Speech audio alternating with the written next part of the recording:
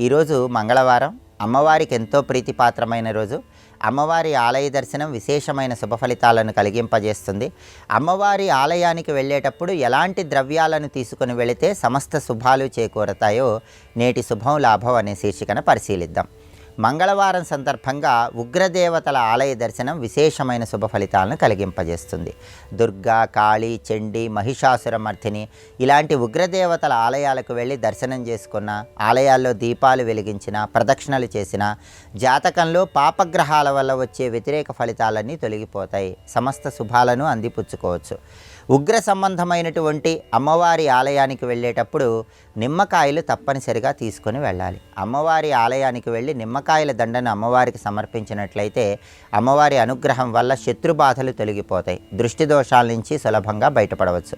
అమ్మవారి ఆలయ ప్రాంగణంలో కూడా నిమ్మకాయ దీపాలు వెలిగించడం ద్వారా దీర్ఘకాలిక అనారోగ్య సమస్యల నుంచి బయటపడవచ్చు.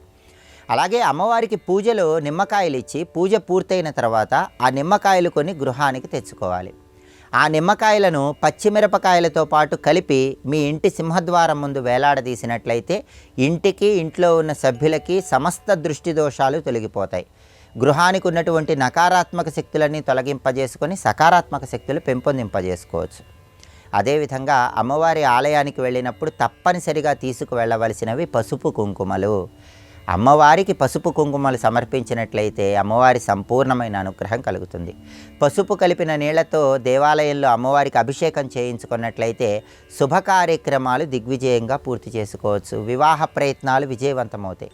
కుంకుమ కలిపిన నీళ్లతో అమ్మవారి విగ్రహానికి దేవాలయంలో అభిషేకం చేయించుకున్నట్లయితే జాతకంలో కుజగ్రహ దోషాలు, శుక్రగ్రహ దోషాలు తొలగిపోతాయి. కుటుంబ కలహాల తీవ్రతను తగ్గింపజేసుకోవచ్చు. అలాగే అమ్మవారి ఆలయానికి వెళ్ళి అమ్మవారికి మట్టి గాజులు సమర్పిస్తే చాలా మంచిది. మట్టి గాజుల దండను అమ్మవారికి సమర్పించడం ద్వారా కుటుంబంలో సభ్యులందరికీ అదృష్టం కలిసి వస్తుంది.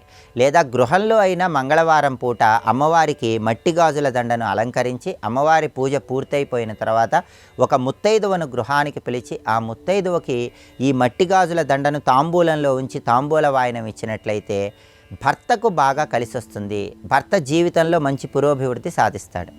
అలాగే అమ్మవారి ఆలయంలో అమ్మవారికి బెల్లం పొంగలి నైవేద్యంగా సమర్పించి ఆలయ ప్రాంగణంలో భక్తులకు పంచిపెట్టినట్లయితే ధనానికి లోటు ఉండదు.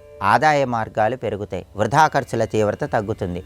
కుటుంబ కలహాలు ఎక్కువగా ఉన్నవాళ్ళు మాత్రం మంగళవారం పూట ఎర్ర గులాబీ పూల మాలికలను అమ్మవారి ఆలయంలో అమ్మవారికి సమర్పించండి. కుటుంబ కలహాలు క్రమక్రమంగా తగ్గిపోతాయి. ఆర్థికంగా ఎదుగుదల కావాలనుకునే వాళ్ళు మాత్రం తామర పుష్పాలతో అమ్మవారికి పూజ చేయించుకుంటే ఆర్థికంగా పురోభివృద్ధి ఏర్పడుతుంది.